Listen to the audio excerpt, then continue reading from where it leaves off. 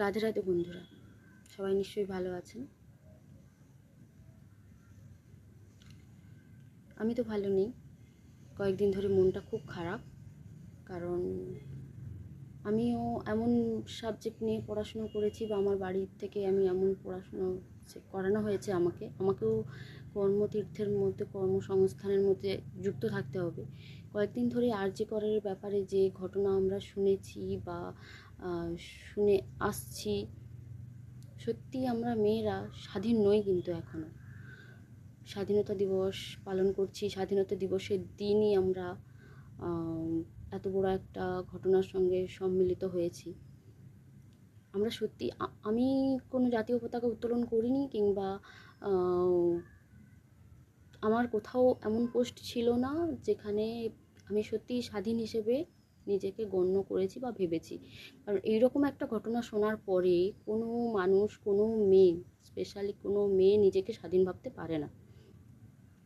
একটা মেয়ে যেখানে তাকে 36 ঘন্টা ডিউটি দেওয়ার পর, সেই 36 ঘন্টা ডিউটি করার পর তাকে এই ধরনের একটা নৃশংসভাবে হত্যা করা, রেপ করা, তার মানে ভাবনার বাইরে। একটা যারা করেছে ঘটনাগুলো, তারা কি ধরনের মানুষ হলে এই ধরনের ঘটনা করতে পারে। এবং আমার একটা সময় আমি চাকরি করতাম, চেন্নাইতে ছিলাম, তখন ওখানে থেকে মনে হয়েছে যে এখানে যে ধরনের ব্যবহার করে এখানে মানুষজন, তার থেকেও হয়তো আমাদের পশ্চিমবঙ্গে অনেক ভালো, মেয়েদের সঙ্গে অনেক ভালো ব্যবহার করে, কিংবা কর্মরত যারা তারা অনেক ভালো হয়। কিন্তু এখন পরপর যত দেখছি এই ধরনের ঘটনা, বা এই ঘটনাটার পর থেকে সত্যি একটা ডাক্তার, একটা জুনিয়র ডাক্তার, তার সঙ্গে যদি একটা হাসপাতালে থাকা অবস্থায় যদি তার সাথে যদি এই ধরনের কাজ করা হয়, তো একটা মেয়ে রাস্তায় যাওয়া কিংবা কোনো একটা অন্য ধরনের সংস্থায় যুক্ত থাকা, সেগুলোতে কি সেফ? কোনো দিনই না। একটা ডাক্তারির জায়গায়, একটা হাসপাতালের মতো, যেখানে রুগী ভর্তি থাকে, ডাক্তাররা দেখাশুনো করে, সেবা করে, তাদের ডাক্তারের উপর ডিপেন্ড ভরসা করে একটা মানুষকে সেই জায়গাতে ভর্তি করা হয়, কিংবা সুস্থ কামনা করি তাদের কাছ থেকে আমরা, যে আমাদেরকে সুস্থ করে দেবেন। তারা যদি এরকম অসুস্থ মানসিকতার হয়, এই ধরনের একটা ঘটনা ঘটতে পারে হাসপাতালে, তো আমরা কোথায় সেফ? কোনো দিনই আমরা কোনো জায়গাতেই সেফ নয়।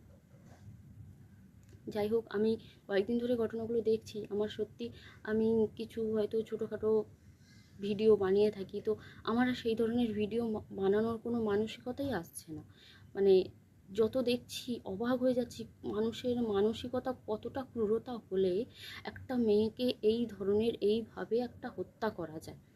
আমি সেগুলো নিয়ে আর বেশি বিশ্লেষণ করছি না, হয়তো পরে আবার কখনো ভিডিও আপলোড করব।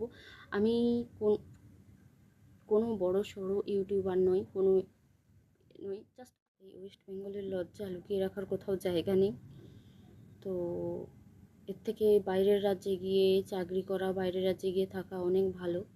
মেয়েদের যা অবস্থা, এমনিতেই বাড়ির বাইরে বেরোতে পারি না সেরকম, এত বড় একটা হাসপাতালের মতো জায়গাতে এরকম একটা ঘটনা হলো। প্রত্যেকটা মেয়ে তার পাড়ার কিছু ছেলেদের থেকেও কথাবার্তা শোনে, টন্টিং শোনে, তবুও তারা এগিয়ে যায়। এগিয়ে গিয়ে একটা শিক্ষাস্থানে কিংবা কর্মস্থানেও যদি এই ধরনের নিকৃষ্ট মানের মানসিকতার মানুষদের সঙ্গে লড়তে হয়, তাহলে আর বলার কিছু নেই। যাই হোক, এই বলে আমি শেষ করছি।